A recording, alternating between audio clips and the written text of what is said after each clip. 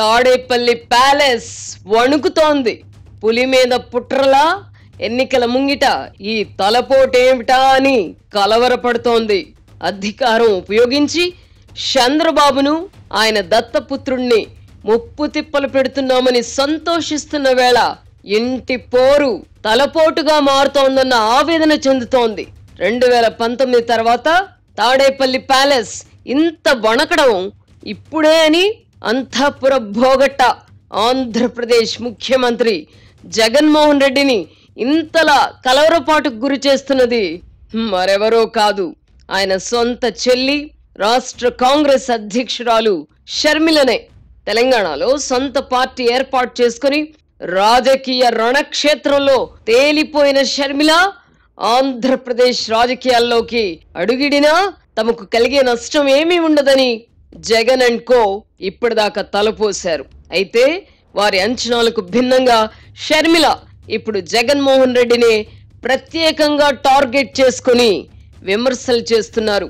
Chandrababu and కోను పెత్తందారులుగా పోల్చుతూ పేదలను మభ్యపెట్టి లబ్ధి పొందాలనుకున్న జగన్ కు ఇప్పుడు షర్మిల రూపంలో బెడదొచ్చి పడింది. ముఖ్యమంత్రి నైజాన్ని ఆమె పూసగుచ్చినట్టు వివరిస్తున్నారు. దీంతో ఆయన ఉలిక్కి పడుతున్నారు. ప్రస్తుత ఎన్నికల రణక్షేత్రంలో అన్నా చెల్లెలు నేరుగా తలపడుతున్నారు. జగన్ నోటి నుంచి వస్తున్న ప్రతి మాటకు షర్మిల కౌంటర్ ఇస్తున్నారు. దీంతో జగన్ శిబిరం ఆత్మరక్షణలో పడిపోయింది. తనకు వ్యతిరేకంగా చంద్రబాబు పవన్ కళ్యాణ్ చేతులు కలిపిన వేళ ఇంటి గుట్టు రచ్చకెక్కడాన్ని జగన్ జీర్ణించుకోలేకపోతున్నారు. పిసిసి అధ్యక్షురాలిగా బాధ్యతలు స్వీకరించిన వెంటనే షర్మిల నేరుగా తనను అటాక్ చేస్తుందని జగన్ ఊహించలేదు. ముఖంలో అమాయకత్వాన్ని ప్రదర్శిస్తూ తాను మంచి చేస్తుంటే తన ప్రత్యర్థులందరూ ఏకమై తనను ఒంటరి వాడిని చేస్తున్నారని ప్రజలను నమ్మించి సానుభూతి పొందాలనుకున్న జగన్ ప్రయత్నాలకు షర్మిల గండి కొడుతున్నారు. అందరూ కాకపోయినా చాలా మంది అనుకుంటున్నట్టు జగన్ మంచివాడు కాదని, రాజశేఖర్ రెడ్డి కుటుంబం చీలిపోవడానికి అతడే కారణమని షర్మిల తేల్చి పడేశారు. ఇవాళో రేపో హూ కిల్డ్ బాబాయ్ అని కూడా ప్రశ్నించవచ్చు. మనిషి బ్రతికితే రాజులా బ్రతకాలి, రారాజులా బ్రతకాలి. అందుకు మార్గం స్వర్గసీమ సుకేతనంలో భూమి కొనుగోలు చేయడమే. వెంచర్ ముగింపు పథకంలో భాగంగా మార్కెట్ ధరతో పోలిస్తే 33% ఆదా. రక్తం పంచుకొని పుట్టిన తనకు జగన్ రెడ్డి చేస్తున్న ద్రోహాన్ని కూడా ఆమె పూసగుచ్చినట్టు వివరిస్తున్నారు.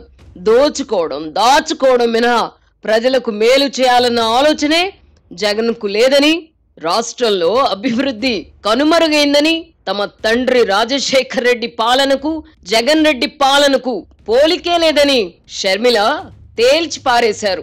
ఆమె విమర్శల ప్రభావం ప్రజలపై ఎంత మేర ఉంటుంది, అధికార ప్రతిపక్షాలలో ఎవరికి ఎక్కువ నష్టం చేస్తుందో తేలవలసినప్పటికీ ప్రస్తుతానికైతే జగన్ కు మనశ్శాంతి లేకుండా పోయింది. మరోవైపు రానున్న ఎన్నికల్లో పార్టీ టికెట్ల తిరస్కరణకు గురైన ఎమ్మెల్యేలు ధిక్కార స్వరాలు వినిపిస్తున్నారు.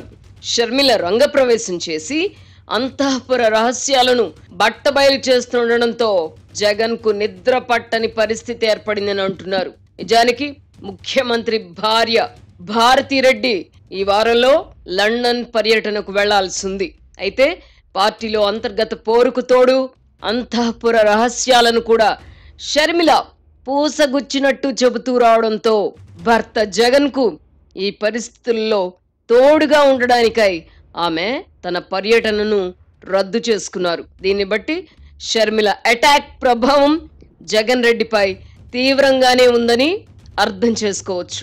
అధికార బలంతో ప్రత్యర్థులను కేసులలో ఇరికిస్తూ కుట్రలు కుయుక్తులతో ప్రతిపక్షాలపై దుష్ప్రచారం చేస్తూ ఇంతకాలం పబ్బం గడుపుతూ వచ్చిన జగన్ ఇప్పుడు తన సోదరే తన నిజస్వరూపాన్ని విడమర్చి చూపిస్తూ రావడాన్ని జీర్ణించుకోలేకపోతున్నారు. ప్రత్యర్థుల ఆరోపణలకు విమర్శలకు సమాధానం చెప్పలేని పరిస్థితి ఉన్నప్పుడు ఎదురుదాడి చేయడం వైఎస్ కుటుంబానికి వెన్నతో పెట్టిన విద్య. ఇప్పుడు తండ్రి బాటలోనే జగన్మోహన్ రెడ్డి కూడా ఎదురుదాడినే ఎంచుకున్నారు. వేట కుక్కల కంటే హీనమైన సోషల్ మీడియా సైన్యాన్ని తనపై ఈగ వాలనివ్వని ఉన్మాద మోకను ఇప్పుడు రక్తం పంచుకు పుట్టిన షర్మిలపైకి ఉసిగొల్పారు. దీంతో ఆమె వ్యక్తిత్వ హననం ప్రారంభమైంది. షర్మిల వ్యక్తిత్వాన్ని కించపరుస్తూ విమర్శలు చేయడం మొదలెట్టారు. ఆమె మొదటి పెళ్లి గురించి కూడా ప్రస్తావిస్తున్నారు. ఆమె రెడ్డి ఎలా అవుతారని ప్రశ్నిస్తున్నారు. మంత్రులతో పాటు సజ్జల అండ్ కో కూడా రంగంలోకి దిగి ఆమెను తిట్టిపోస్తున్నారు. అయితే తనపై వచ్చిన విమర్శలకు బెదరకుండా జగన్మోహన్ రెడ్డి నైజాన్ని పూసగుచ్చినట్టు వివరిస్తున్నారు. గతంలో తాను ఎందుకు పాదయాత్ర చేయవలసి వచ్చిందో, ఎవరు కోరితే పాదయాత్ర చేశానో కూడా వివరిస్తూ భారతిరెడ్డి పాత్రను కూడా బయట పెడుతున్నారు. ముఖ్యమంత్రి అయిన తర్వాత జగన్ రెడ్డి ఎలా మారిపోయారో చెప్పుకొస్తున్నారు. గడిచిన 5 ఏళ్లలో తాను 2 పర్యాయాలు తాడేపల్లి ప్యాలెస్ కు వెళ్లిన విషయాన్ని గుర్తు చేస్తూ తాను ఏమీ ఆశించకుండానే జగన్ రెడ్డి కోసం పనిచేశానని చెప్పారు. జగన్ కిరాయి మూక తనపై విమర్శలకు స్వస్తి చెప్పని పక్షంలో మరిన్ని రహస్యాలను ఆమె బయట పెట్టవచ్చు.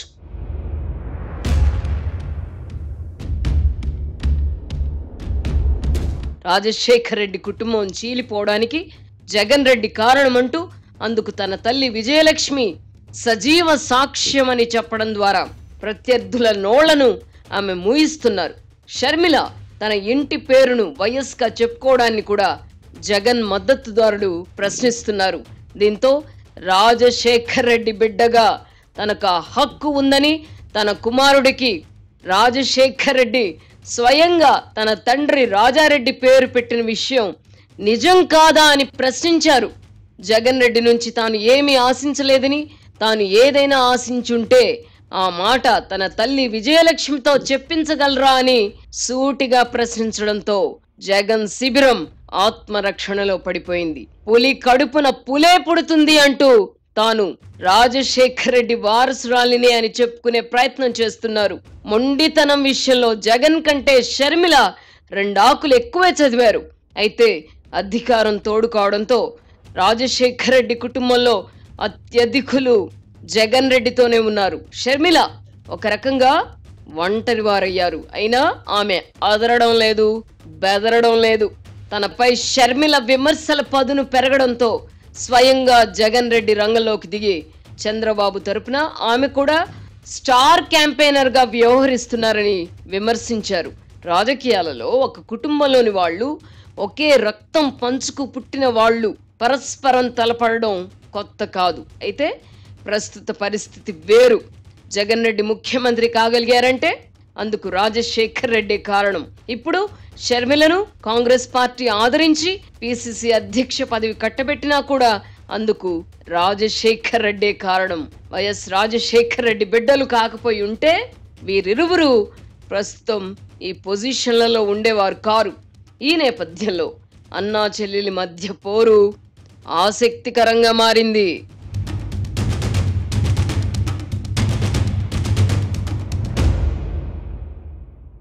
మనిషి బ్రతికితే రాజులా బ్రతకాలి, రారాజులా బ్రతకాలి. అందుకు మార్గం స్వర్గసీమ సుకేతనంలో భూమి కొనుగోలు చేయడమే. వెంచర్ ముగింపు పథకంలో భాగంగా మార్కెట్ ధరతో పోలిస్తే 33% ఆదా.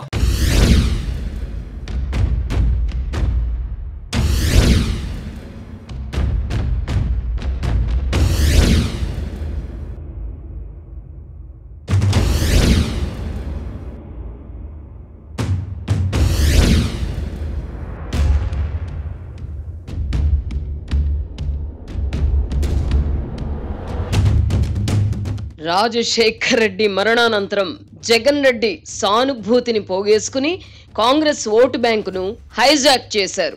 దీంతో తాము కోల్పోయిన ఓటు బ్యాంకును తిరిగి పొందడానికై కాంగ్రెస్ పార్టీ షర్మిలను చేరదీసింది. ఈ క్రమంలోనే దళిత క్రైస్తవులను ఆకట్టుకోవడానికై దళితులపై జగన్ది కపట ప్రేమ అని షర్మిల చెప్పే ప్రయత్నం చేస్తున్నారు.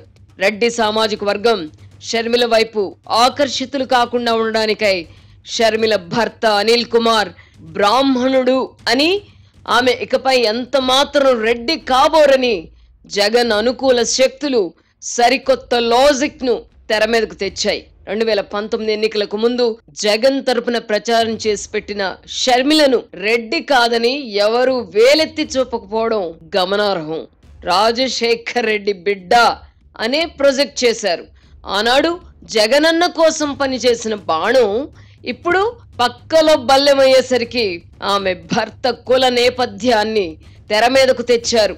అవసరానికి అనుగుణంగా కులాలను వాడుకోవడం జగన్ కు వెన్నతో పెట్టిన విద్య. తన మేనత్తలు దళితులనే పెళ్లి చేసుకున్నారని చెబుతూ దళితులను బుట్టలో వేసుకునే ప్రయత్నం చేశారు. దీనికి కౌంటర్ గా దళితుడినే చంపి డోర్ డెలివరీ చేసిన ఎమ్మెల్సీని పక్కన పెట్టుకుని తిరుగుతున్న జగన్ దళితులకు ఆత్మ బంధువు ఎలా అవుతారని షర్మిల ప్రశ్నిస్తున్నారు.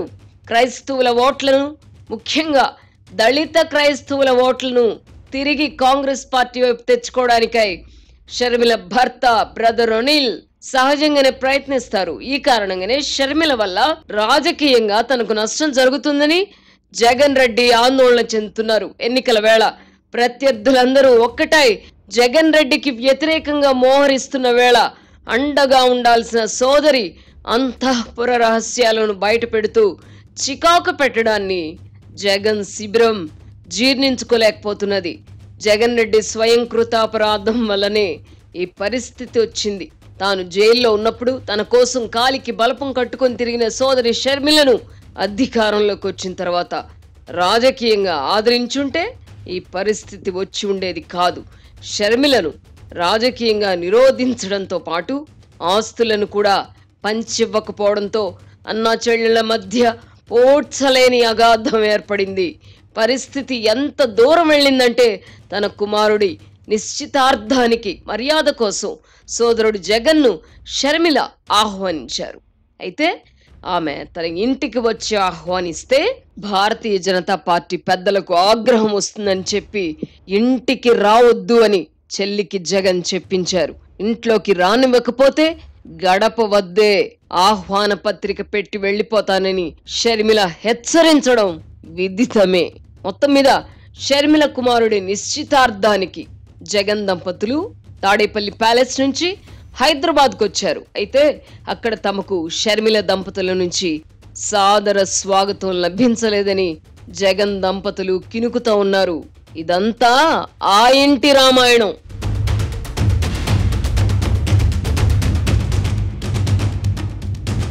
ఇప్పుడు ఆ రామాయణమే ఆంధ్రప్రదేశ్ రాజకీయాల్లో చర్చనీయాంశమవుతోంది. రాష్ట్ర రాజకీయాల్లోకి షర్మిల ఎంట్రీ జగన్ రెడ్డి భయపడుతున్నట్టుగా ఆయనకు నష్టం చేస్తుందా లేదా అన్నది వేచి చూడాలి. ఆ ఇంటి పోరు ఇకపై ఏం మలుపులు తిరుగుతుందో తెలియదు. వివేకానంద రెడ్డి హత్య గురించి కూడా షర్మిల నోటి వెంట కొన్ని నిజాలు బయటకు రావచ్చు. సోదరుడితో విభేదాలు ముదరడానికి ప్రధాన కారణం భారతిరెడ్డి అనే భావనలో షర్మిల గాని డాక్టర్ సునీత గాని ఉన్నారు. వివేక హత్య కేసులో అవినాష్ రెడ్డి అరెస్ట్ కాకుండా తప్పించుకోగలిగారంటే అందుకు భారతిరెడ్డి అండదండలే కారణమని వారు అభిప్రాయపడుతున్నారు.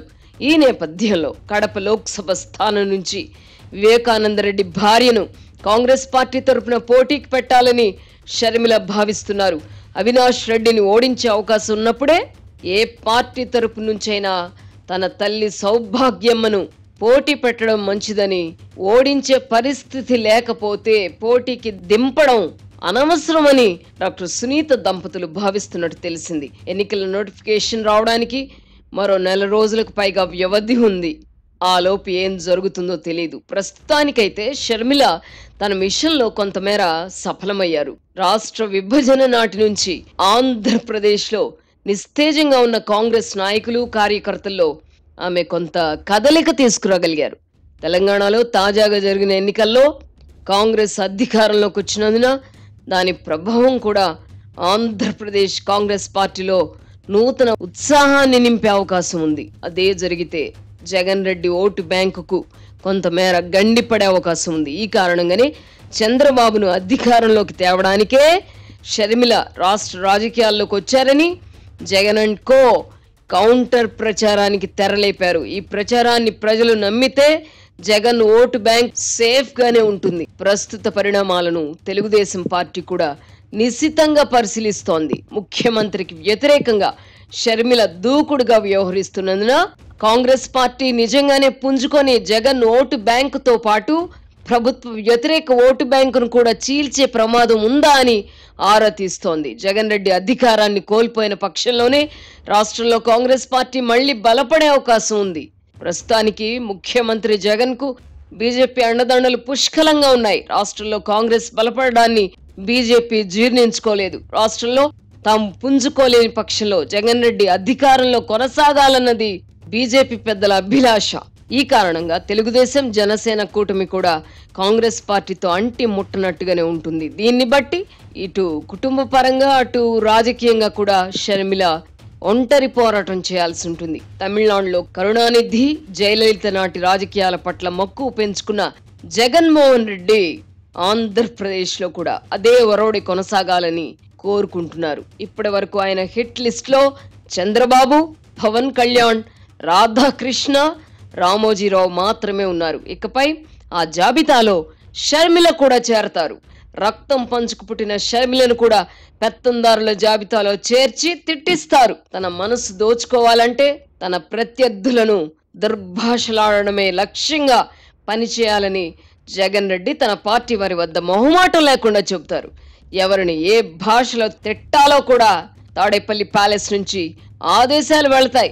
ఈ ఆదేశాలను పాటించని వారిలో కొందరికి ఇప్పుడు టిక్కెట్లు నిరాకరిస్తున్నారు. గతంలో కాంగ్రెస్ పార్టీ అధ్యక్షుడిగా ఉన్నప్పుడు జగన్ను, విజయమ్మను తిట్టిపోసిన ప్రస్తుత మంత్రి బొత్స ఇప్పుడు తాడేపల్లి ప్యాలెస్ ఆదేశాలతో ఎవరినైనా తిట్టడానికి ముందుంటున్నారు. జగన్ చల్లని చూపు తమపై ఉండాలంటే తప్పదు మరి అని బొత్స బాటలో మరి కొందరు నడుస్తున్నారు.